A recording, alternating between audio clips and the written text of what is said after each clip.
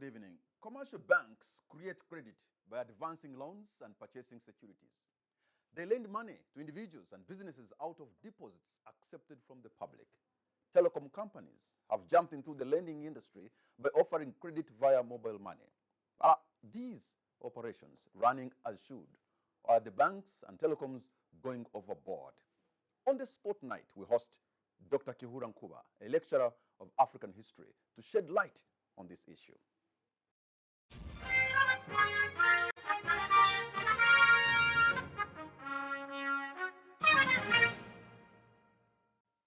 Dr. Kihura Nkuba, thank you very much for honoring our invitation. You are on the spot tonight.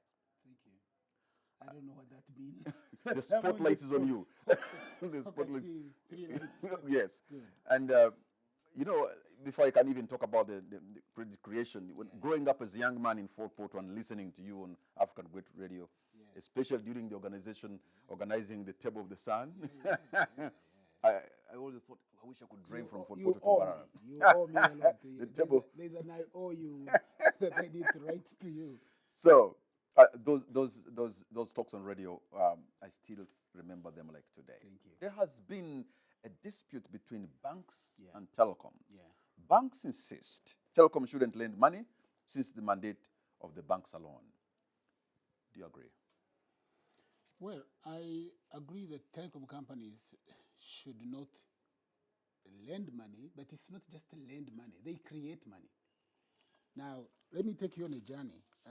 I think I borrowed 20,000 from you before we started. You did. If you look at this is a 20,000 note. Yeah. In economics, it's called narrow money. There are two types of monies in economics. There's narrow money and broad money. Narrow money consists of notes and coins, and it is issued by the central bank.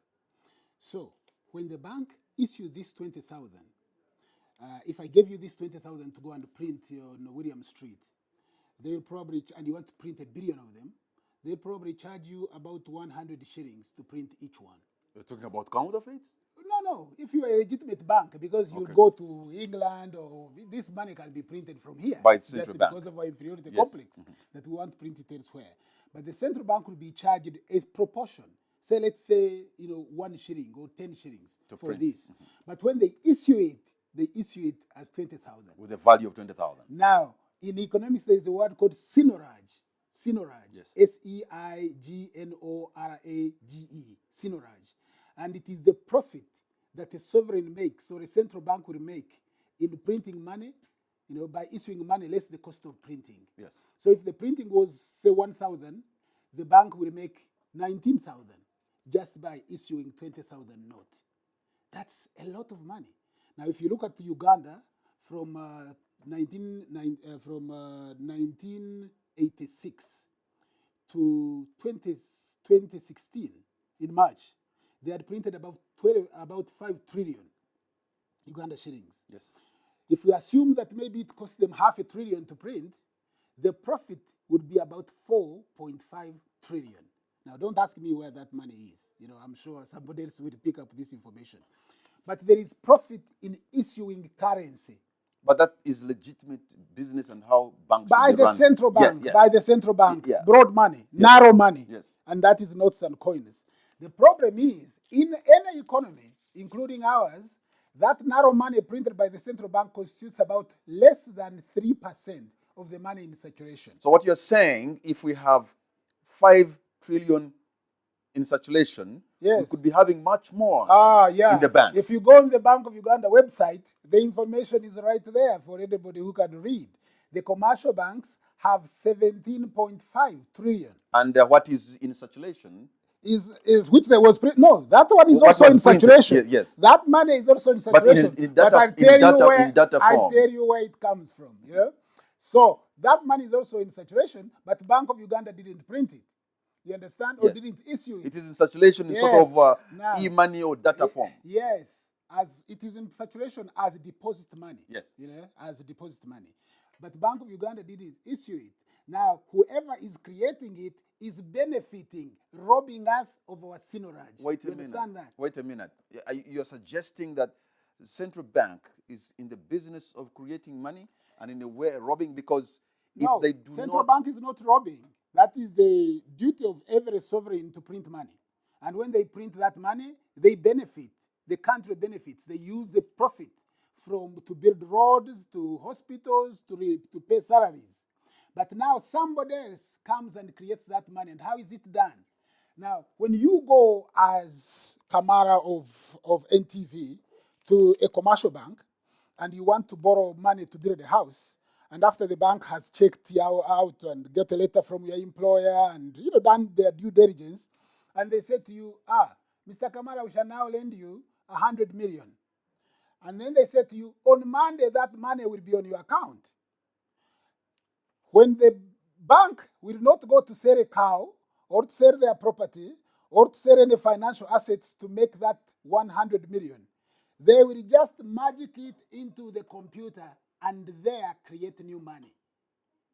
The act of lending you, that act of entry on the ledger to say you have 100 million is credit creation. Is what credit creation is. They have just created 100 million out of nothing, out of thin and that air. all is legal business, yes, sound economics, well, and it is not. I wouldn't use those. It is, but sound okay. economics. So, but contrary to what people assume, that the banks lend money, which Mr. Rutamaguzi has just deposited yesterday, and what banks tell you that this is other people's money, it is not true.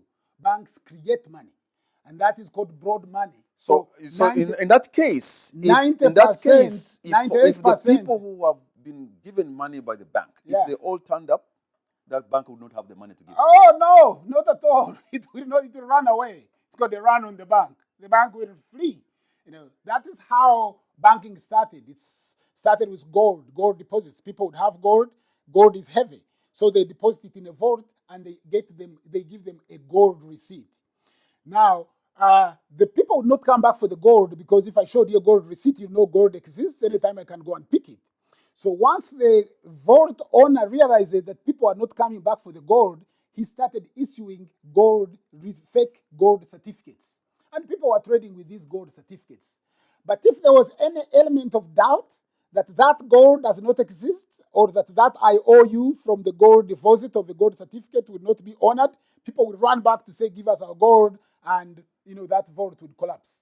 So the commercial bank, up to 1930, any receipt that you had for gold, you would go and get gold back. Britain would do the same. Now, in 1930, because of the different difficulties that they had in the economies, the ability to rescue your gold with a gold receipt ceased, and they introduced what they call fiat money. But in America, they retained a certain percentage, because you could claim, if you had an American dollar, you could claim about 30 ounces of gold with $1 American. Until 1971, when the United States found that because it was fighting in Laos, in Cambodia, in Vietnam, so they had to create money without that money being backed by gold. So in 1971, the president of America, his name escaped me, in 1971, took America off the gold standard and created what is called a fiat currency. Fiat, really from fear, let there be, out of nothing. So, 1971, the whole idea of gold representing money vanishes. Now money is just backed by the authority of the state.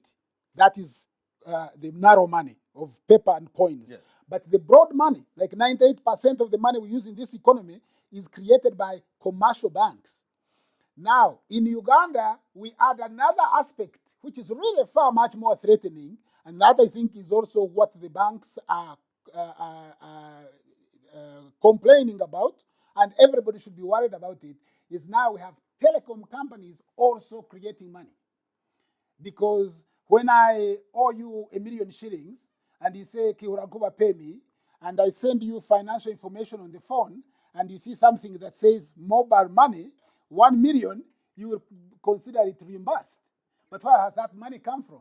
But at the end of the day, the mobile money operator has what they call float. You have to put actual money in the bank for you to get that float on your phone that you can use for operation. Well, actually, there was a case involving one telecom company in court, where the people who are running the mobile money went to court and told the judge, we create this money out of nothing.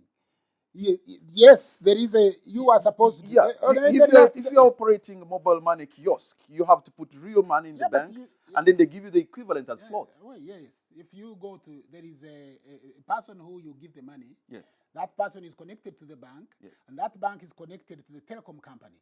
So once the once the bank says, the telecom company says, my agent has received the money, they instruct the bank to pay. So anytime you have that financial information being passed, as a electronic message, they can issue more electronic messages than there is money. But there's a work of, if then that is illegitimate, there's Yes. work of the Financial Intelligence Authority which is supposed to come in. Well, I can tell you that one telecom company is creating per day $92 million. $92 million. This is not speculation. This is not fiction. This is a fact. $92 million. Now, when mobile money is introduced in Uganda, you're making a very serious. Yeah, and I'm a serious man. I'm sure you know that. I make my living by teaching, so I can't afford to be ridiculous. When the telecom companies come in Uganda, introduce mobile money about, I think, 2009, March 2009 is when we have the mobile money.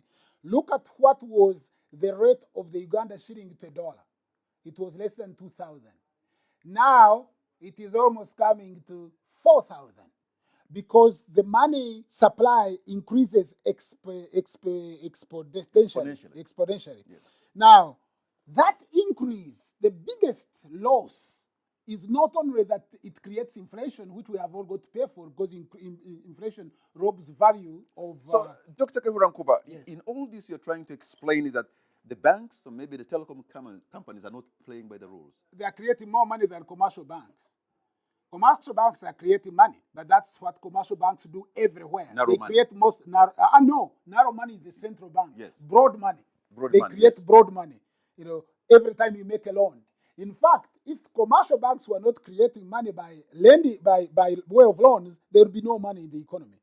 And if everybody paid up, if you were to reimburse everything that we owe, then the money would dry out. That is 98%. This is in Britain, in America, that is how money is created. But in Uganda and in Kenya, they add another aspect. They introduce another player, which is the telecom companies. He creates electronic money and creates a huge, sum of electronic money. So this creates inflation in the economy. Also, it robs us of Sinoraj. Remember our friend Sinoraj? Yeah. It should be the central bank. If the central bank was owning the creation of mobile money, then it would be a good thing. They'd create the money, but there would be profit for everybody. But still, the commercial banks are borrowing money from the central bank at a lower rate to be able to give us the money in terms of the money that the commercial banks, the money that the commercial banks give you does not come from the central bank. The central bank, it's only a proportion. A proportion is what you are describing is what is called in economics fractional reserve banking. And banks haven't worked this way for the last 30 years. Fractional reserve allows the bank to use just a proportion, to keep just a proportion of its reserve. In Uganda, I think it's about 10%, and then lend out 90%. And then it is assumed that if you have 20,000, like if I took this money now and deposited it in the bank, then the bank lends it to you. They will just keep one piece and give you another. Now, when you get the money, you also deposit it in another bank. And the bank keeps just a small percentage and then lends it another. So that system alone, that chain, that fractional reserve itself, that mechanism creates more money, like 90 times, the initial deposit. But banks have not worked that way for a very long time. What the bank actually does is the bank lends you the money, but they make what is called a phantom deposit. They pretend like they have, given you the money on the ledger. So in other words, something that is not there. Phantom. It's not there. It's a phantom deposit. They make it a ghost, a liability. It's a ghost deposit. The deposit is both a liability and an asset. because the bank just puts it there as an asset because they have lent it to you, but then it's a liability to them because they've just created it, and they have to, they have to eventually, once you you get that money, you have to eventually pay it. But remember that they have secured it, secured it with with a house, an asset that is not fund, that is not that is real, money, that is not currency. They have taken it now out of the realm of currency because they have created money. They have secured a phantom deposit with a real thing. With a real thing, yes, with a real thing. That is why in countries like Russia, they don't want foreigners to come and do mortgages. You can come and do any other service, but you can't do mortgages, because if it's a Ugandan bank like a Housing Finance Bank, for example, or Post Bank, if it takes my house, that house still remains part of the asset register of Uganda. Yes. But if it is another, foreign bank, and you forfeit, your property, then that property now has gone, to somebody else. So credit creation is powerful. But in economics textbooks, they don't teach it. They don't teach how money, they describe what money does. They describe the characteristic of money, but nobody tells you where money comes from. And most of us assume that most of the money is really created by the government. The government creates a small percentage. Now, what you are talking about is that the banks, yes, the banks maintain reserves with the central bank. Yeah. But those reserves are not money. It's not like you can send a van and there's a vault. And there's a vault. And they say, okay, load now the money that belongs to Barclays or to Stanbic. No, it doesn't work like that. Those are just electronic. It's electronic money. It's part of reserves, and the banks use it to pay amongst each other. They can't spend that money. But when they need money, the central bank can print more money. That is what the banks now use to meet that small obligation of 20%, which they use on a day-to-day. Because remember, when you go to the bank is keeping your deposit. When you go to the bank, you don't say, hey, I have 20 million, draw all the 20 million and put it on the account and show it to me. What will they do? You go to the bank and they say, I want to know my balance. They write it down. Yes. As long as they show you that the balance is 20 million, and you expect it to be 20 million, you will just stand there and go away. Now, if everybody came to the bank, that I understand, and demanded the money, the bank would not have the money. But now there's a regulator in the form of the central bank. bank. Yes. In the form of the Minister of Finance, I suppose. Yes. And you seem to suggest what is being done is not legit. Well, what is being done with commercial banks is how commercial banks create money everywhere. It is not new. Yes. What they're doing. In Britain, only 2% of the money, 3% of the money is created by the commercial banks, by the central bank. The rest is created actually by 5 high street banks. And this is not, I've got a document here which is from the Bank of England. That's how they describe how money is created. Broad money is created by banks every time they make a loan. So that is how it is done. What we have added here now, the interesting thing is when commercial banks create money by way of deposits, they direct these resources only for the acquisition of assets. You get me? There's a mistake. Credit creation should be a national asset. That's what made Japan. When you hear the tiger economy, so it should be done by the central government. Let me tell you what Japan did. They very quite quickly. What Japan did, they had what they call credit guidance. The Minister of Finance together with the central bank, would tell the commercial banks, you are creating this amount of money, but you are going to lend it now to Teso, to Arua, to Kumi, only for fruit growing and fruit production. So next year they say, now the credit you are creating now will go to Toyota, to Nissan. They draw a list of names who are supposed to benefit from that credit. So in that way, Japan was able to become a tiger economy and a miracle economy that you see. Credit guidance, it was called credit guidance. And I think in 1982, when China's president came to Japan and saw what they were doing, they went and did the same. But of course, there were other people who didn't like it. So by 1986, Japan was stopped literally from that credit guidance, but you could go and find this out. Well, this is what most banks do. Yes, And that's this what is you're what, saying. yes. Yeah, and They- that's how the nature of the business and the economy is run. That is how So it what is run. risk do we face? A big risk. Like For what? example, if the banks create the money and they do it on their own and there is no guidance, they will just put it in asset acquisition, and then they create asset inflation. They will just put it in consumer, in purchase of consumer goods and create consumer inflation. For example, I give you an example. There is a major company in Uganda which bought shares in Umeme. Yeah? They use depositors' money, which they are deposited with them, and they are done a purchase of Umeme. That doesn't add anything to the economy. All it has done is changed the name of Umeme, of the asset register. Added of another Umeme, shareholder. and just added another shareholder. They actually gave money to one person, to run away with it. That didn't create anything to the economy. But if the banks, if you create credit for production, then everybody will profit, because there'll be a lot of goods, there'll be a lot of money that you are creating. People can afford to, to borrow. They can pay back, because remember, whereas the money, the principle that the bank creates, the bank creates the principle, it doesn't create the interest. So they are sending you into the world to look for that principle, and your interest will be somebody else's principle. So the failure of business in this economic cycle has nothing to do with whether you are a good, brilliant business manager. It is because of how it is set up. They are creating the money, giving it to you as a principle, but they want you to refund it, reimburse them with interest, and the interest they are not creating. So now, for the case of Uganda, most Yes. of the banks we have are foreign banks. Yes. And so if they are creating credit and perhaps maybe turning it into physical assets, Yeah.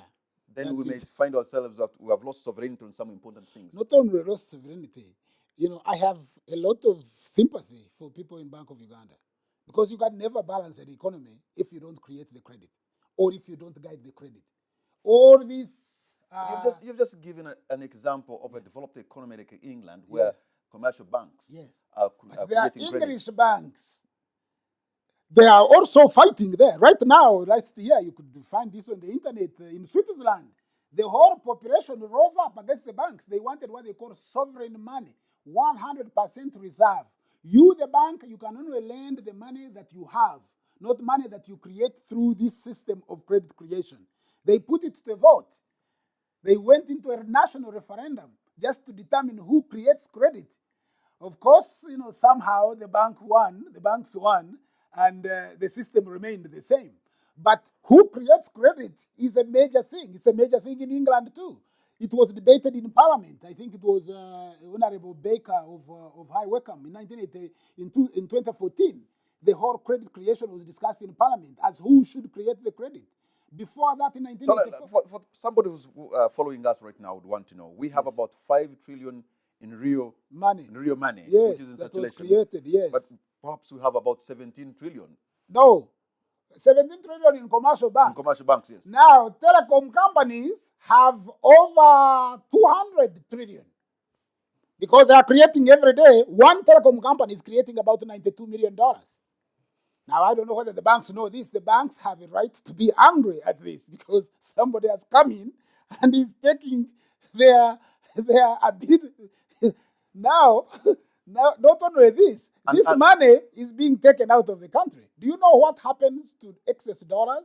What banks do with excess dollars? You know how they tell us to go and in tourism and create dollars and look for money to Mbeke. You know all this? You know what happened to dollars eventually?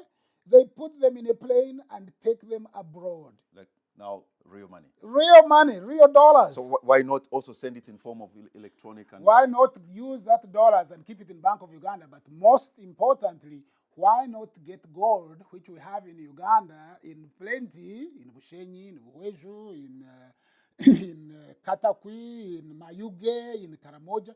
Why don't we get this gold and reserve our money with real gold? That's what Russia is doing. That's what China is doing. That's what Britain, did. Britain, if you have more than 250 million pounds, anything above that will be backed by gold. So you could go and claim gold. you actually want to run the economy like back in the day how it, No.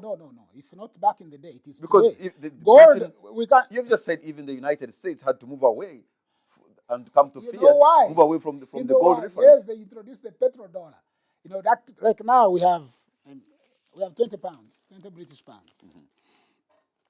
It's a promissory note, by the way. You could read there, promise to pay on demand. You know, this is. But this money can come from anybody can come from Britain with this paper and buy anything in Uganda. Yeah. Yes. But I can't take this paper in England and buy anything there. Yet they are both two pieces of paper with graphics on it. And the other one is 2000, this is 20. Yeah, absolutely. Dr. Kihuran Kuba. Actually, this is a better design than this one. We are going to take a break. Dr. Kihuran Kuba. We'll be right back.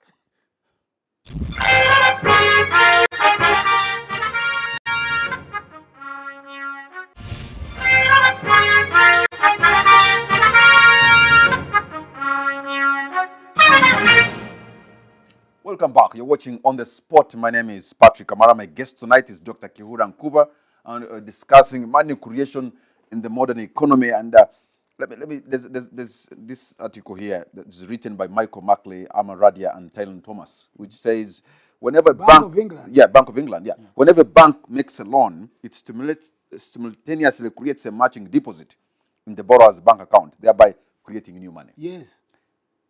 That is how money is created. It is coined out of thin air by commercial banks. They don't lend deposits. Actually, deposits are a liability to the bank, because they have it's an IOU from an individual, to the bank. The bank gives an IOU to the person. It has to pay it back. So the bank doesn't use those deposits. No, it creates the money.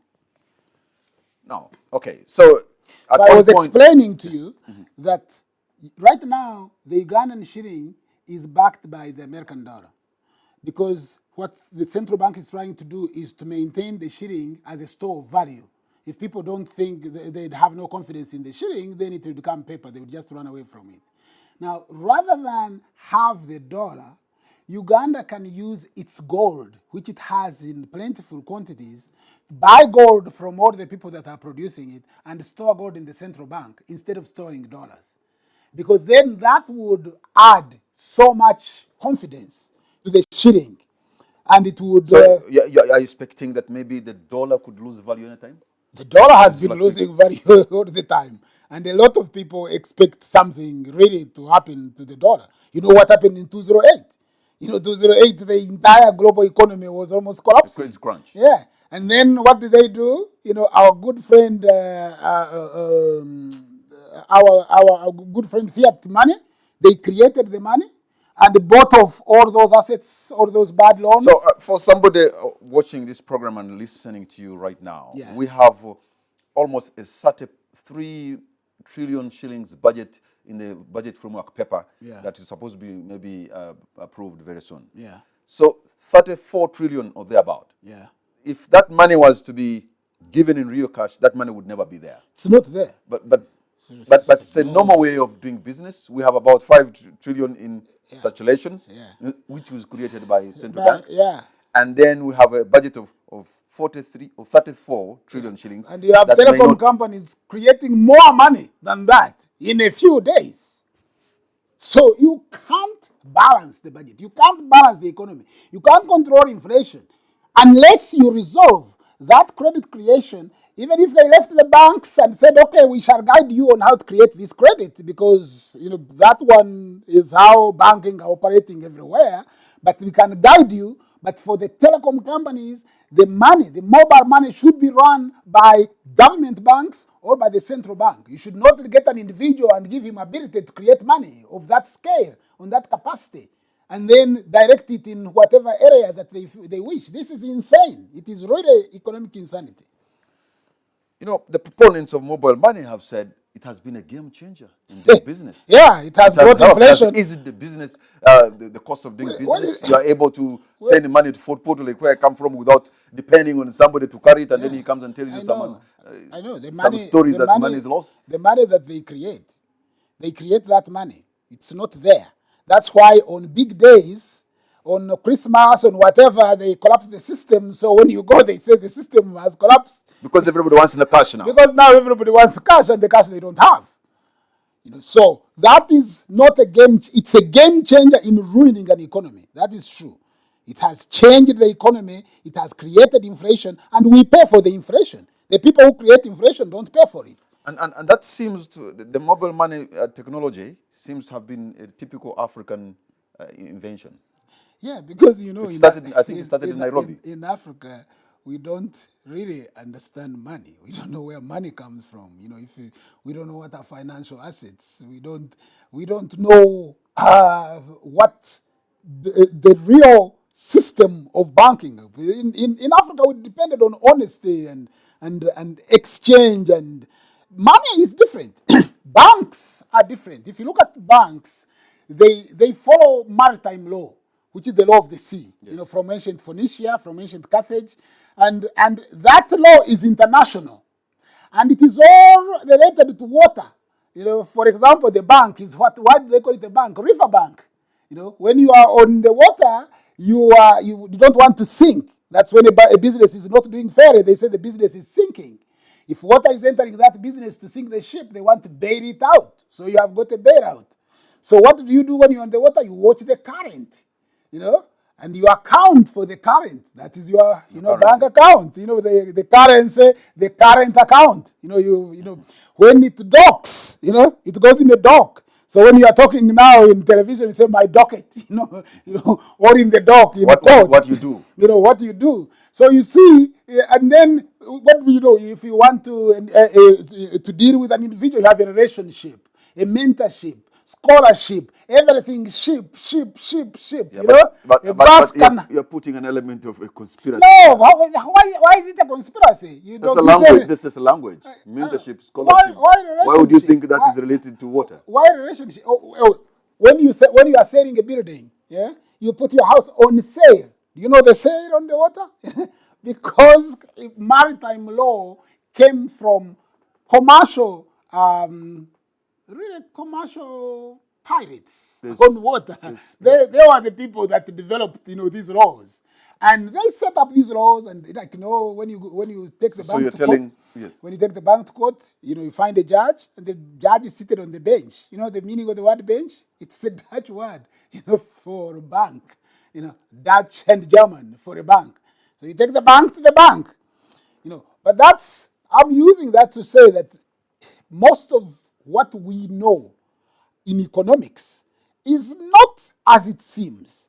And in order to understand it better, or in order to develop a system, that suits us, if we don't have that sufficient information, we might not develop a good system. So now we have people who are rich in different parts of the world. Yes. They send their money, maybe we've heard of the Panama files and all yes, this. Yes. They send them to different parts of the world, and yes. they have become like sort of tax havens. Yes, tax and I'm sure it is going there also electronically. Yes. So if they wanted to cash that money there, would they get it? Wouldn't they get it?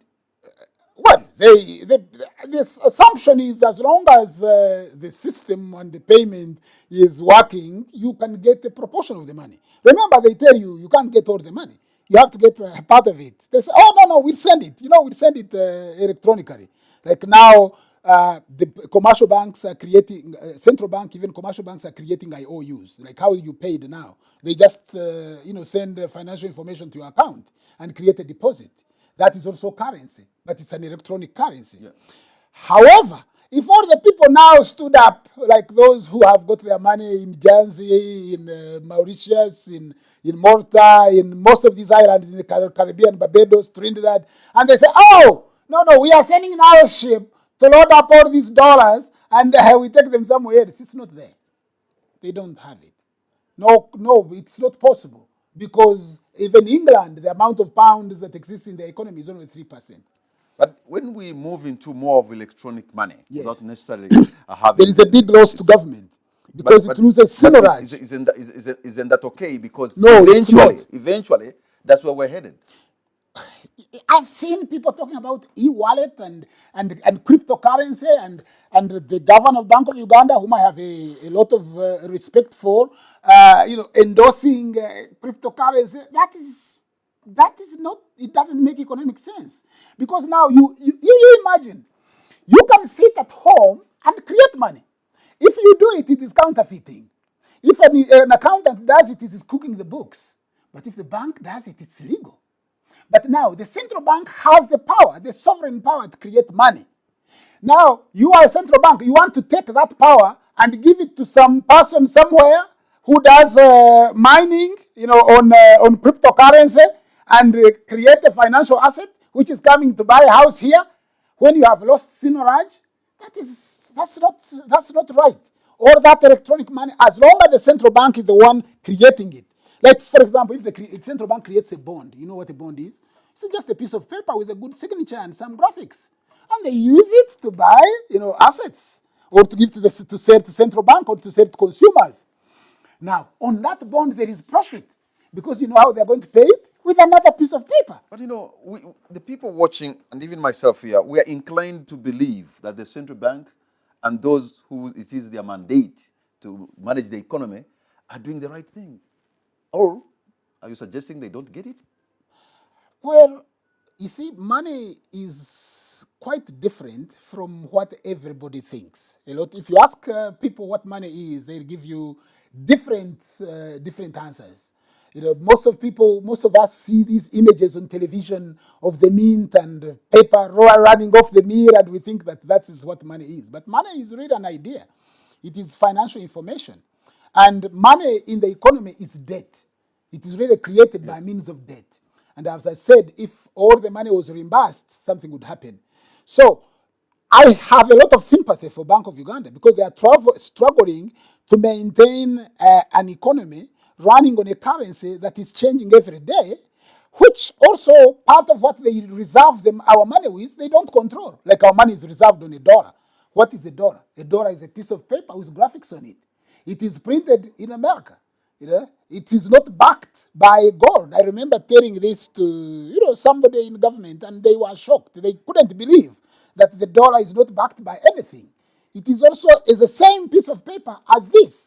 But because of the financial muscle and the military and the image and whatever, we can accept the dollar. So it's difficult. Do you imagine if you're a central bank and you're really trying to control an economy? Every day something is coming. So before you have a chance to realize, people are using that to pay. Because the more financial instruments that are used to settle debt are created, which are not controlled by the central bank, the more the central bank loses its position and loses its revenue. That revenue, Sinoraj.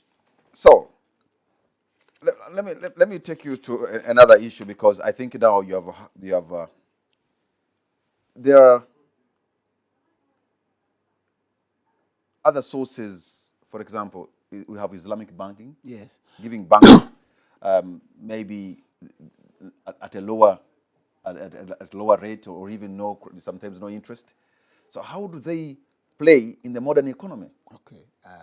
Let me answer this question like this. When we go to World Bank to borrow money, or China lends us money, the way they create money, we can also create that money in the same way. The World Bank doesn't have the money. It also creates it by lending. As soon as we sign an agreement and they say the money is on our account, it goes there. Then they try to say, okay, take it in form of tractors from Germany, and in form of a plane from Canada, and in form of a road equipment, and in form of this. They don't have it. They also create it out of the thin air. China does the same. So if we really narrowed in on credit creation, we would not even need Islamic banking. We would build a stable, sustainable economy, because we would have capacity to create our own money, our own society, and there'd be a lot of money around. When there is money, everybody's happy. Even the anger that you see on the street, the words that you see, people exchanging in parliament, the so-called corruption that they talk about, it is because there is limited money. And a few people are creating most of this money and benefiting from it. And that money is not being used to create wealth, because it is not going in production, and it is not being created by the central bank. That's what I'm saying. Yeah, it's not created by the central bank, but for example, we're going to have a budget passed very soon. Yeah. And government will be borrowing money from commercial banks. And the commercial banks, you're saying, they are in the business of creating money. Yeah. How, I just don't understand how. Now you understand. Although you not only do you understand, you understand because you assume that once you know how money is created, Look. then everything opens up because the government will go to the commercial bank to borrow borrow money. The commercial bank will create the money out of nothing and lend it to government. When the government could do it itself, it doesn't even have to go because it has the capacity to create money without having to go to anybody. The only thing it has to do is stop all these. I want you to explain why wouldn't a central bank or government do that job on its own instead of going to a commercial bank, which you are saying commercial bank is creating credit, yes, which is not supposed to be its role, yeah, and then they go there to borrow, yeah, and then they even have to pay back. Yeah, with interest.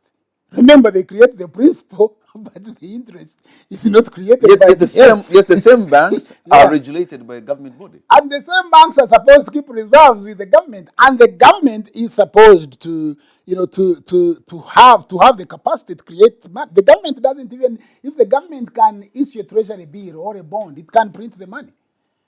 It can do it. But in order to print the money without running the risk of overinflation, you have to stop other people who are doing it anyway without your knowledge or without your supervision. And when the bank goes to borrow from a commercial bank, where you and I and everybody else should be going, sort of crowding out the rest of us,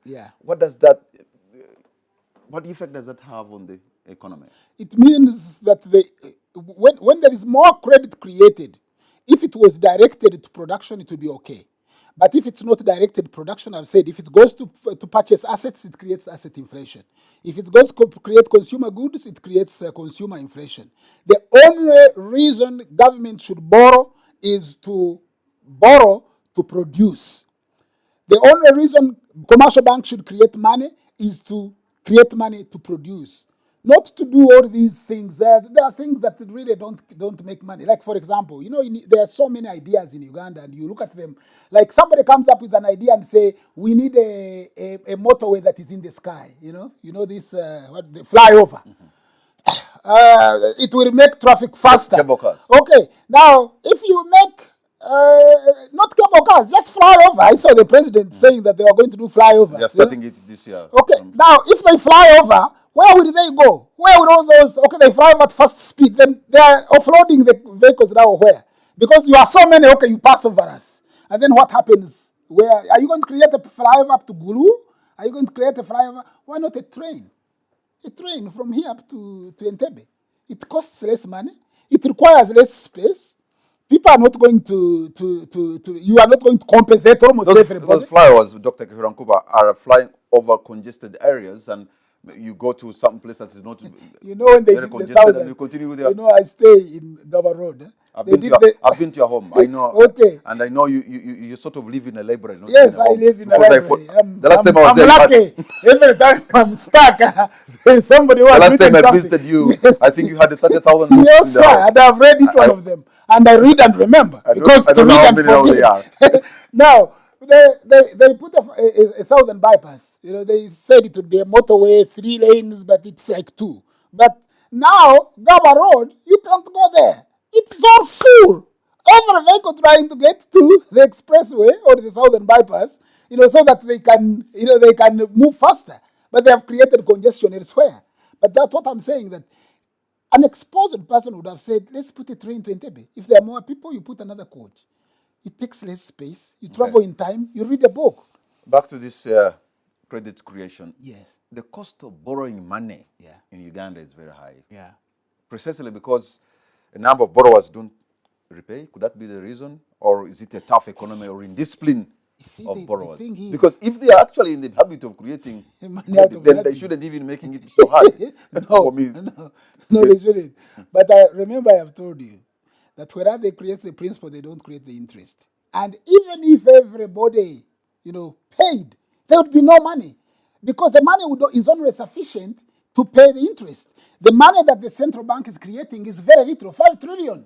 Now, why are you going to have a budget? You said the budget was... it's about 34 trillion, I think. 34 trillion, but the central bank has only created 5 trillion. So where are you going to get the money from? So the money, there is enough space in the economy to create enough money. so that there is enough for everybody, and then the commercial banks and whatever to borrow. But the majority of that money, particularly the money that is in telecom companies or created by telecom companies, that should be the preserve of government, either the central bank or give it to Post Bank or to Pride Microfinance or to Housing Finance. Give it to the government institutions so that that money now, the people can, you can create the money, but at least the people own what you have created. Yeah, but if they have created, you have said $90 million per day. $92 $92 million per day. One telecom company. And by the way, $1 million is like 3.8 billion. Yes. So now multiply and then do a year. And then see the capacity that existed in the economy for the central bank to print money and get $90 million yes, per day is you've missed $92 million. Yes. It's a colossal sum. It's a colossal sum of money. It shows you the capacity that our economy has. And if government was creating that money, there would be enough money. They would not need to borrow. They would not need not to pay teachers or nurses or build roads or go to China. Every day there is this short Chinese, brown Chinese, tall Chinese, good looking, not good looking, trying to lend Uganda something. This is not possible, not necessary, because the way China is creating their money is how we could create it. But the only thing China is doing is credit guidance. They say this money, credit should be created to profit this sector. Dr. Kehirankuba, you now sound like a prophet of doom. Well, I'm a prophet of good news. I'm telling you that, that things will be good because the money could be created, but they cannot, no matter how many wizards in Bank of Uganda dance on a needle, spin on a head of a needle, they will not have a sustainable economy. It is not possible. I see my friend, Matia Kasaija, a very wonderful man. He said we are now... No. It's not possible. He's not going to do it because he needs to read and know and whatever about credit creation. I know the president knows about Sinoraj. That he knows, that there is profit. But I don't know whether he knows about credit creation. Mutevile knows. Now, that's another discussion that you could have with Governor Mutevile, and maybe with the central bank. You need asking them these questions, because what I am saying is not out of thin air. I have already showed you that the Bank of England, came out. That is after the collapse in 2008 of the subprime mortgages. I'm sure you know how that came about. These trusted banks were getting student loans, house loans, people who can't afford to pay. They'd put them in one basket and create a CDO, a collateralized derivative option, and then have rating companies to give them AAA rating, the same as a government bond, and then sell them, to creditors abroad, to us. People who don't know, they look, hey, is it rated? Yeah, it's rated by Finch, by Moody, it is insured by AIG, and then it was just a piece of junk. So one newspaper article brought about that collapse when they realized what had happened. So sometimes banks are overzealous. But now, the banks had created up to 17. But now, guess what is happening to the economy? So, Asaija and our brother Mahakanizi and all these other people, they need to open their eyes. And they need to look at credit. And they need to look at what happened to Japan and why Japan became a miracle economy. It was not from whatever I've seen, or a lot of articles written about Japan and Japanese work ethic and Ugandans are lazy. That is not true. It's just one person or one institution or a few institutions sit in a room and create money, which is legal. And all of us have to go to fight to borrow that money to pay interest that is not even being created. Now, in the area of revenue mobilization, for example, Uganda Revenue Authority is mandated to collect. That is the most... one time when I was... They'll go and get when I was still... from the traders. When I was still welcome at State House, one time I said to the president... What happened? Well, I'm doing... I gave up. I started doing my own things. You've been giving too much of shock therapy to... I asked the president, because the president is a Pan-Africanist, he's also a historian, and he's an economist. Last time he mentioned Say's law, Say's law. One of the most ridiculous laws. He says that supply creates its own demand. Can you imagine that supply creates its own demand? But that's another discussion. But I said there has never been an economy, there has never been a civilization or a government that survives by taxing its people and bragging about it. We have created so much tax. You have tax why? Tax is a bad thing. You're not supposed to tax people, especially when you can create the money to do all the things that you want to do. So to stand up on a platform and start talking about it, and we are now taxing, we are creating more tax, you can't be proud of being a government. And the best thing you could do is you tax your people. No, no, no. That's really not right. All governments tax and they survive on tax. In fact, it is as old as biblical times. And every government that has tax has collapsed. Even Zacchaeus. The more you tax, the more you taxed away. You tax, you go. You cannot. That is the history. You cannot even invent the wheel. Listen. This is how things have been done. Oh, wait, let me tell you this. The Stone Age didn't end by lack of stones. People found a better use for something. Dr. Kurankuba, we're going to take a break. And when we come back, I'll open the lines so that you two at home, you can be a part of this discussion. You'll see the numbers on your screen, and be able to make that call. We'll be right back.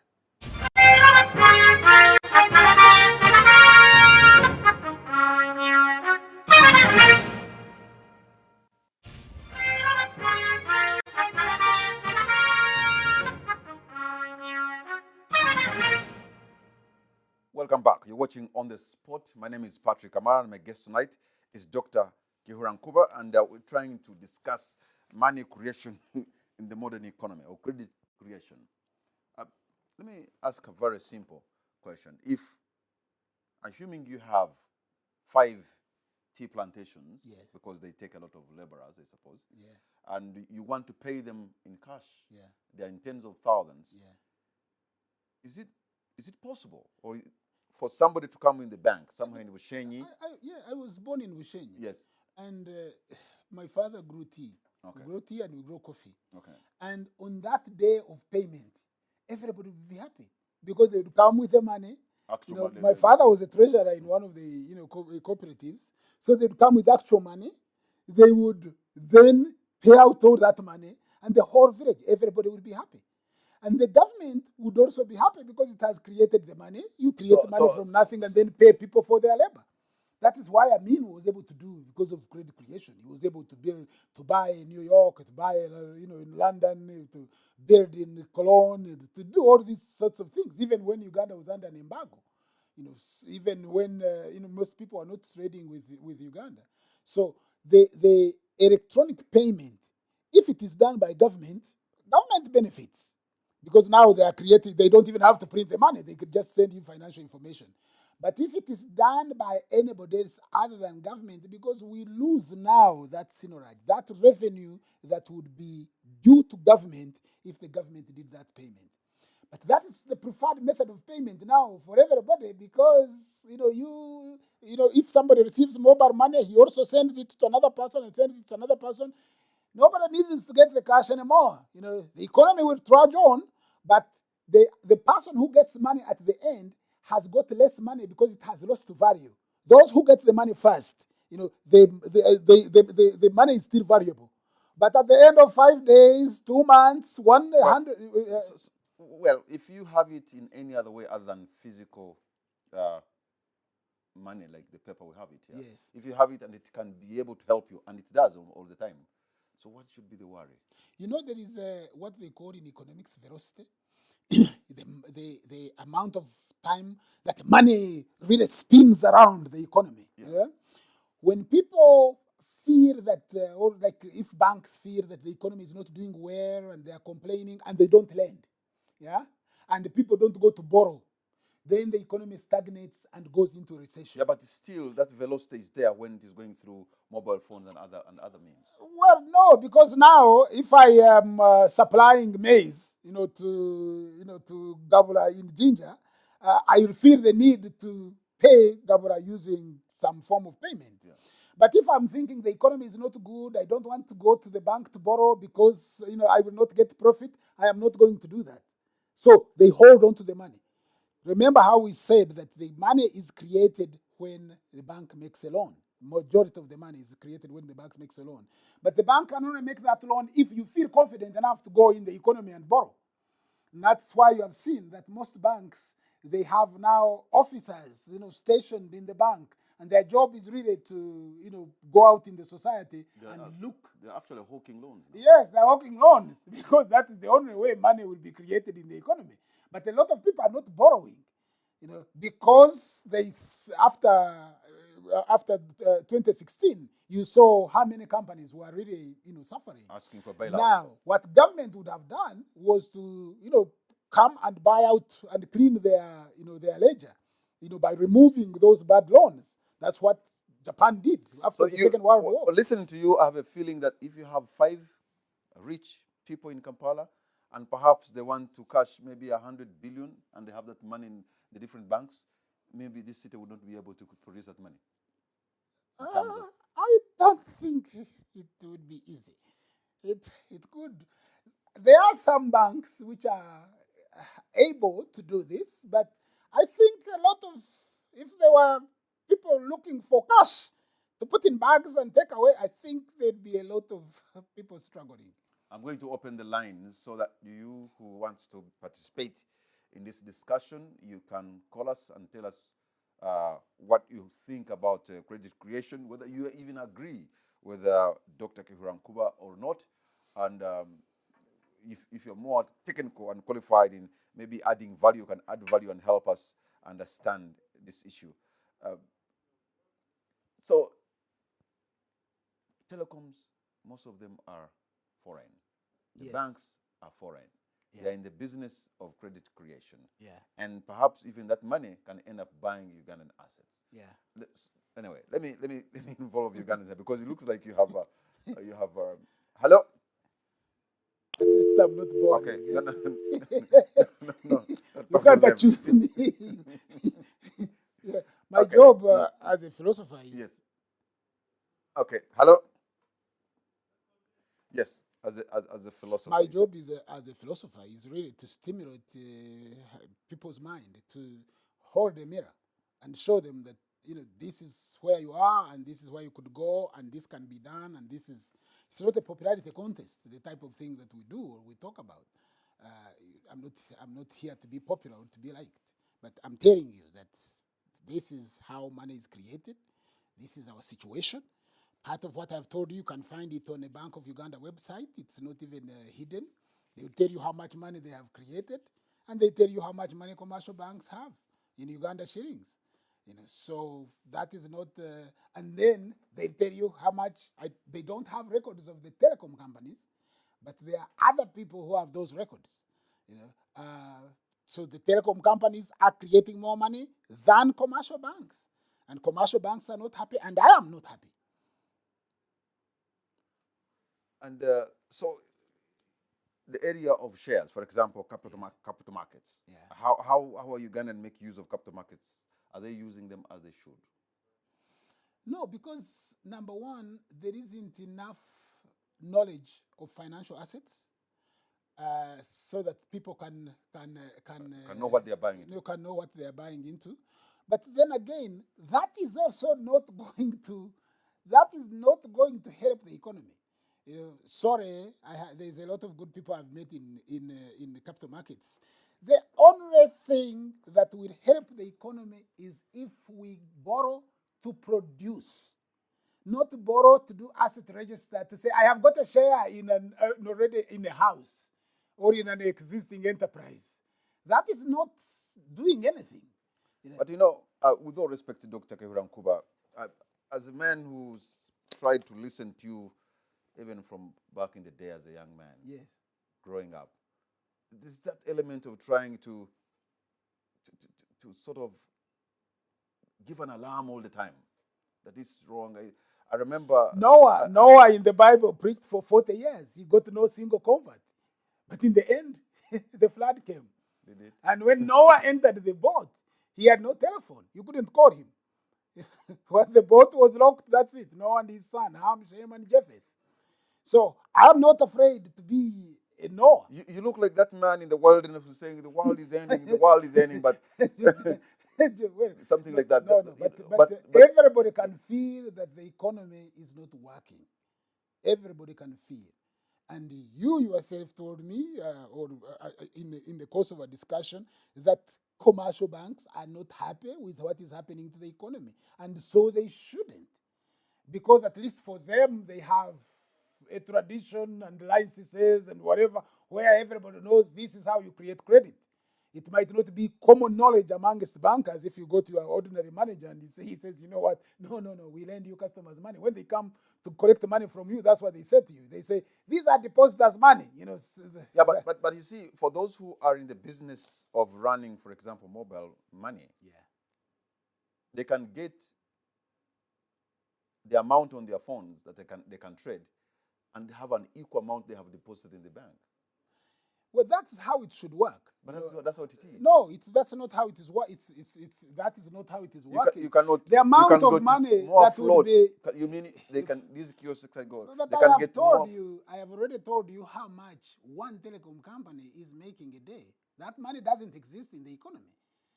So they are creating money as financial information. It is not backed up by actual deposits. It's a tiny little fraction. And when we leave the conversation, I will be able to pass on information of other people who can come. I'm very much Who interested. can come and give you, the real picture vis-a-vis the telecom companies. Those are there. But what I'm telling you is not speculative. I have nothing against telecom companies. They give a service. But I don't think that telecom companies should go in creating money and then should go in lending. Because every time you lend, you create money. Do you use mobile money? Yes, I have used mobile money, yes. The very system you despise. And you think No, but I'm saying they should be, that money, mobile money as a system is a good system. But I'm saying that the benefit, they shouldn't be the one. There is in Latin, there is a question, Q bono, who benefits? Q bono. Every time you have a system, you ask yourself that question, who benefits? So I'm saying they shouldn't be the one running that mobile money platform. It should be either Bank of Uganda or government-owned institutions, so that the rest of the citizens, the job of government should be to make every citizen rich. That's what the job of government should be. It should not be to say, oh, we've done roads, we've done bridges. No, show us how many people are rich. Okay, you can make an auxiliary argument and say because the person is moving on the road, his chances of trading and moving goods enhances his ability to be rich, or because he has got electricity, he can set up a business. But really, wouldn't it be better if this person had wealth? That was what you at one time were very close to the powers that be in this country, and you are a man with a wealth of knowledge and experience in some of these issues, and yet that information is not reaching those who could take right decision in running affairs of our country. How come? I can tell you that I've had even presentations to Bank of Uganda. We have had a lot of arguments on this.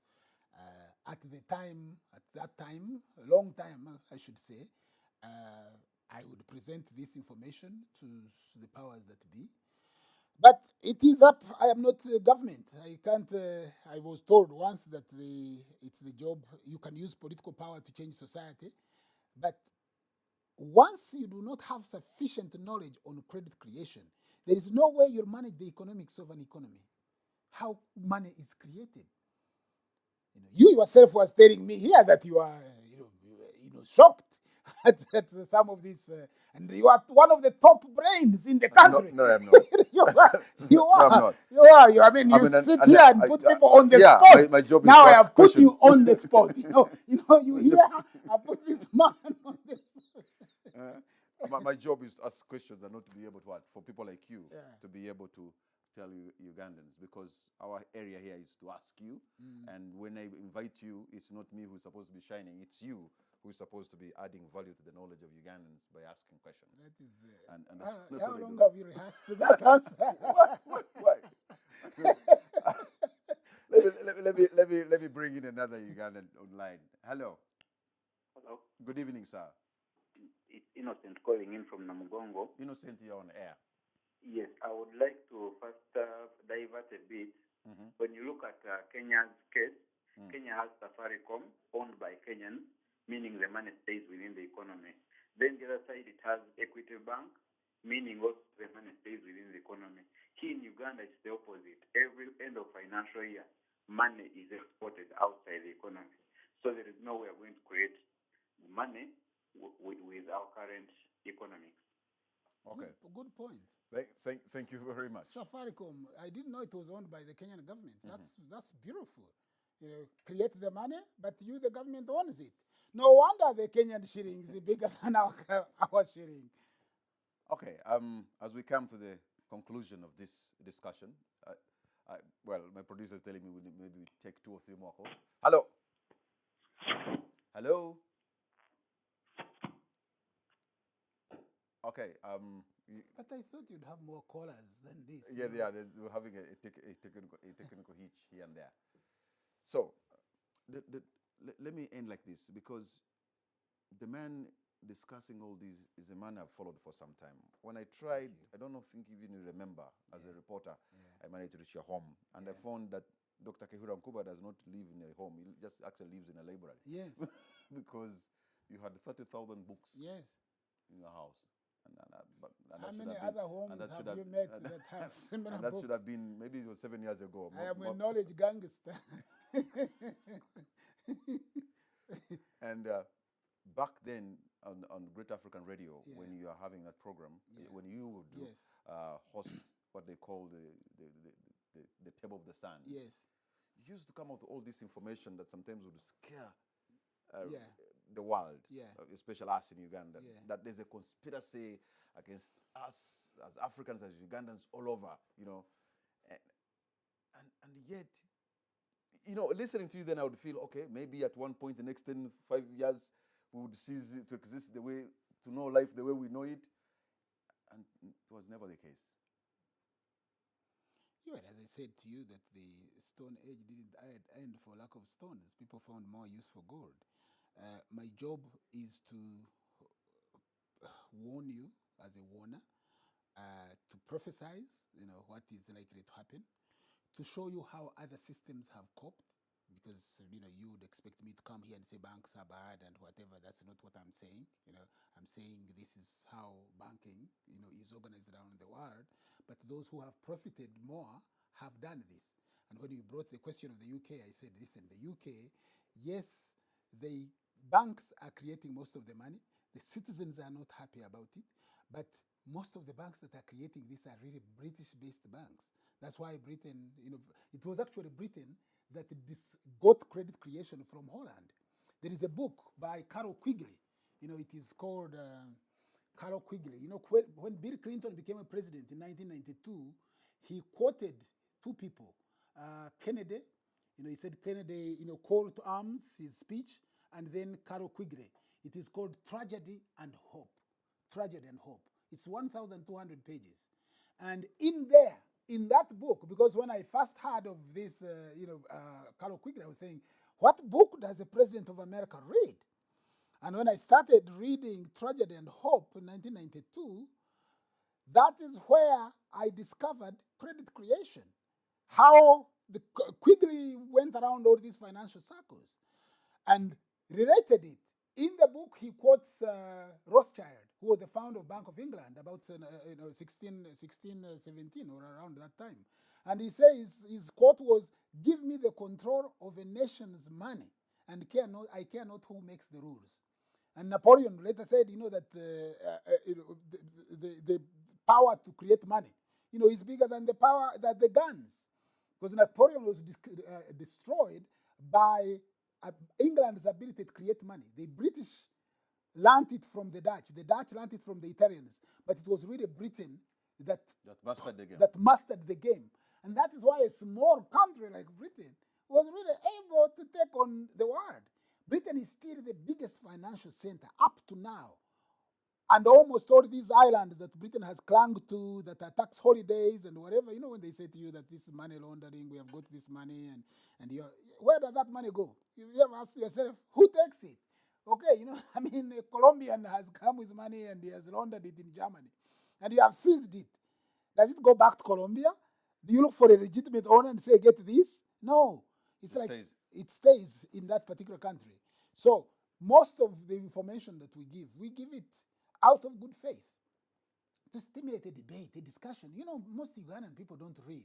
When you go in other countries, don't you find people on a train, on a bus, holding a book, But Ugandans read newspapers, and the Bible, And yeah, I mean, the Bible is a natural book, but you're not going to read it to run an economy, So we've tried to bring in, these ideas and these debates and to stimulate the debate and to get people shocked and to get people angry and, also to get people happy and to get them to start. I am sure that at the end of the month, you will be very far in the credit creation. Okay, you've been giving me some shock therapy.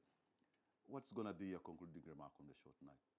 My concluding remark is that yes, Uganda can have a stable, sustainable economy, but we need positive money.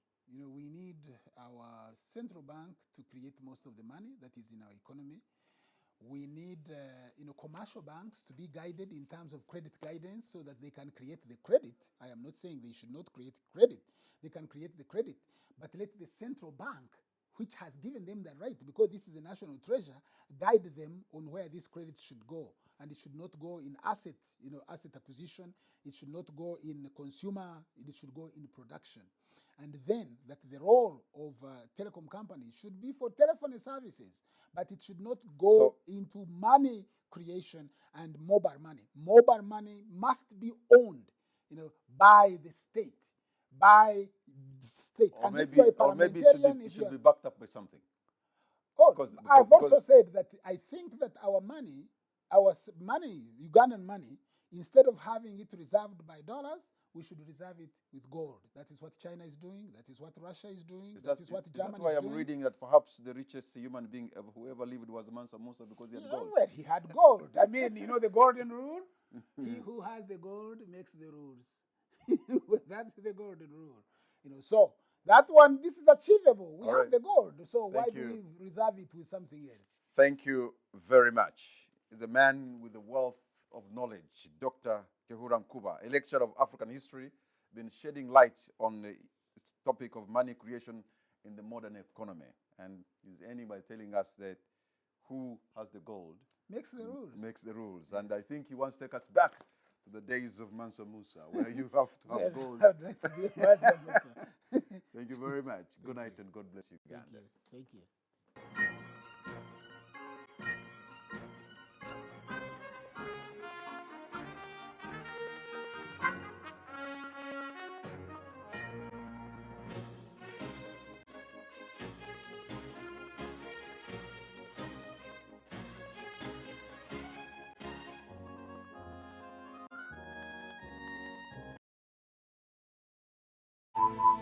NTV.